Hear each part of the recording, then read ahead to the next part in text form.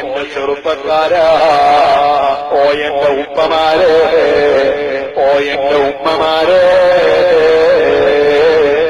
മരിച്ചുപോയ ഉപ്പാന്റെ ഖബറിന്റെ അടുക്കൽ ഒരു ദിക്ർ പോയി ചൊല്ലുമോ?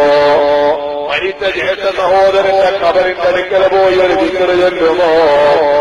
മരിച്ച പെങ്ങളെ ഖബറിന്റെ അടുക്കൽ പോയി ഒരു ദിക്ർ ചൊല്ലുമോ?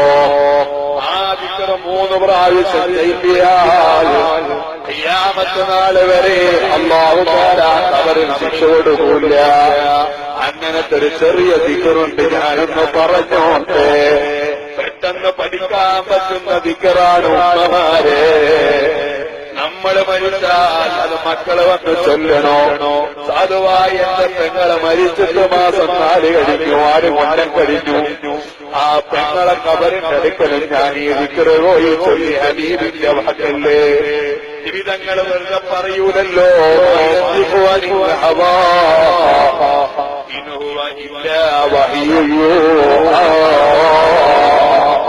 അല്ല പറഞ്ഞതല്ലേ ജീവിതങ്ങള് പറയൂ.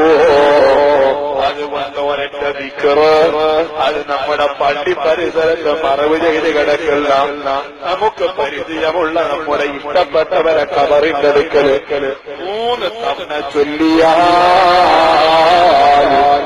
ആ ഖബറിലുള്ള ശിക്ഷ ഖിയാമത്ത് നാൾ വരെ അല്ലാഹു ഉയർത്തിക്കൊടുക്കുമെന്ന് നബി മുഹമ്മദുർ റസൂലുള്ളാഹി. اللهم بحق محمد وآل محمد لا تعذب هذا الميت. ചെറിയ പ്രാർത്ഥനയാണ്. അല്ലാഹുവേ ബിഹഖി മുഹമ്മദിൻ സ്വല്ലല്ലാഹു അലൈഹി വസല്ലം, ഹബീബായ നബി തങ്ങളുടെ ഹഖ് കൊണ്ട്, വആലി മുഹമ്മദിൻ സ്വല്ലല്ലാഹു അലൈഹി വസല്ലം, നബി തങ്ങളുടെ കുടുംബത്തിന്റെ ഹഖ് കൊണ്ട്, ലാ തുഅദ്ദിബനി, ശിക്ഷിക്കല്ല അല്ലാഹ് ആദൽ മയ്യിത, ഈ ഖബറിൽ കിടക്കുന്ന മയ്യത്തിനെ നീ ശിക്ഷിക്കല്ല അല്ലാഹ്. اللهم بحق محمد وآل محمد لا تعذب هذا الميت. എന്ന ദിക്ർ 3 തവണ اللهم بحق محمد وآل محمد لا تعذب هذا الميت.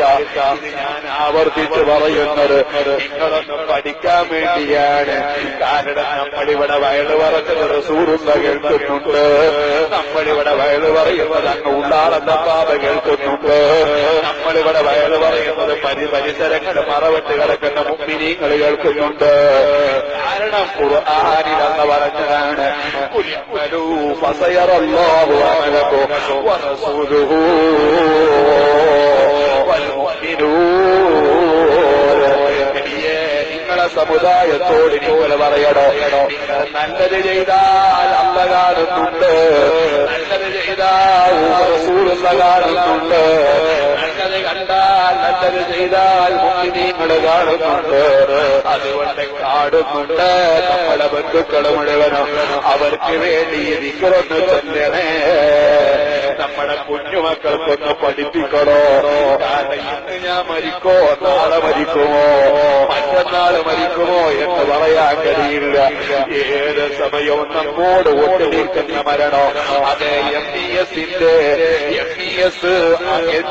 കോളേജിന്റെ സ്ഥാപക നേതാവായിരുന്ന ഡോക്ടർ അബ്ദുൽ ഗഫൂർ എന്ന് പറയുന്ന ആ ഡോക്ടറെ കുറിച്ച് നിങ്ങൾക്കറിയോ?